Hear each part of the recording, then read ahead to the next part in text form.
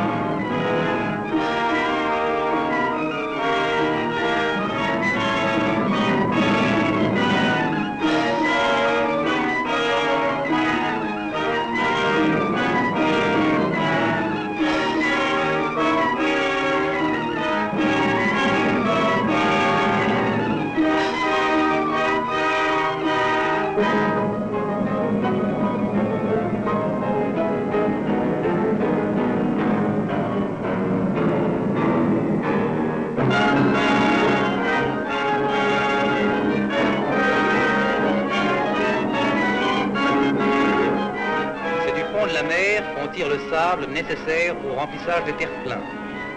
Les Hollandais sont les spécialistes de ces opérations depuis qu'ils ont comblé le Zuiderzee.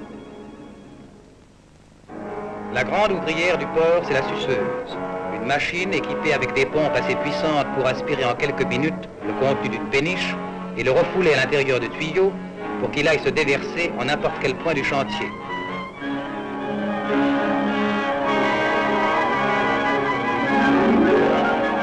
Un jet d'eau de mer dissout le sable. Un second tuyau aspire le mélange.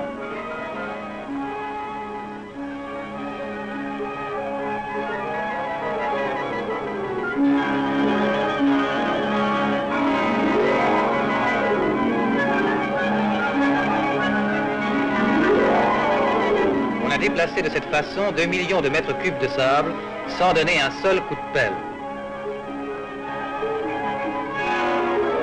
Le fleuve de boue, en se déposant, fait naître une terre.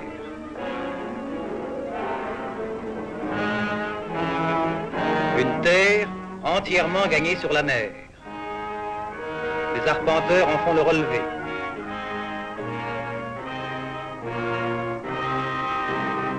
On lit maintenant, comme sur un plan, le tracé du nouveau port.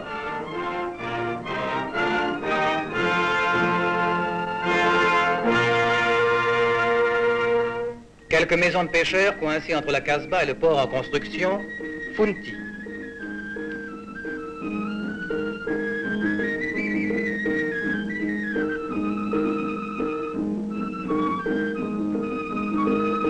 Il y a 25 ans, Agadir ne s'étendait pas au-delà de ce petit village.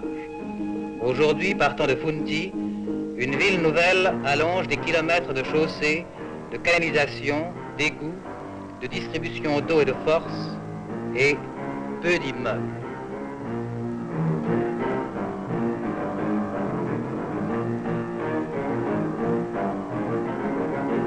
Le centre de cette ville, qui coïncidait avec l'avenue Nicolas Paquet, s'éloigne toujours davantage, bien au-delà de la Banque d'État et de la Poste, jusqu'aux nouveaux quartiers industriels qui seront un des pôles de la nouvelle métropole.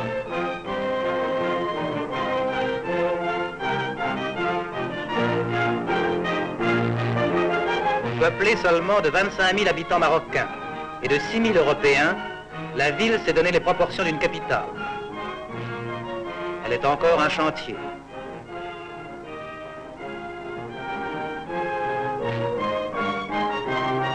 Elle ouvre cependant des magasins et des cabinets d'affaires. Elle lance même sur les routes ses agents de publicité. Est à l'échelle de notre civilisation en perpétuelle expansion.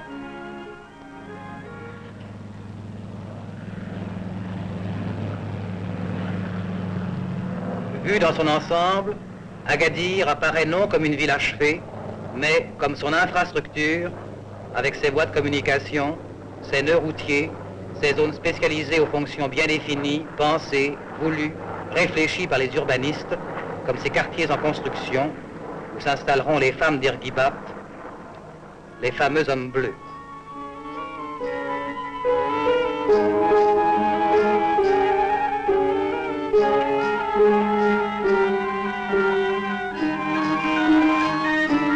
Elles campent, comme au temps d'Abraham et de Jacob, sous des tentes en poils de chameau, à côté des usines de conserve où elles sont ouvrières.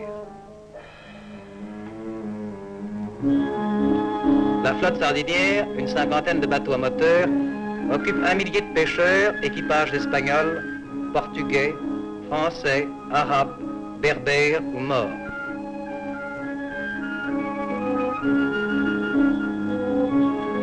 La pêche est la principale ressource actuelle d'Agadir.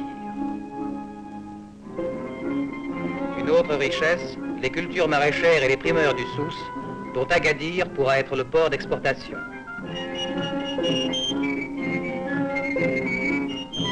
Est-ce suffisant pour justifier d'immenses investissements de capitaux, un plan grandiose d'équipement économique? Prenons du recul. Regardons Agadir et sa région du haut de la vieille Casbah qui demeure au-dessus de la ville, du port et de la mer, un modèle de médina marocaine fermée. On croirait de l'extérieur qu'elle est intacte, mais ce n'est qu'une apparence. Elle a perdu sa raison d'être qui était militaire. C'est pourquoi la vie s'éteint lentement à l'intérieur de ses murailles.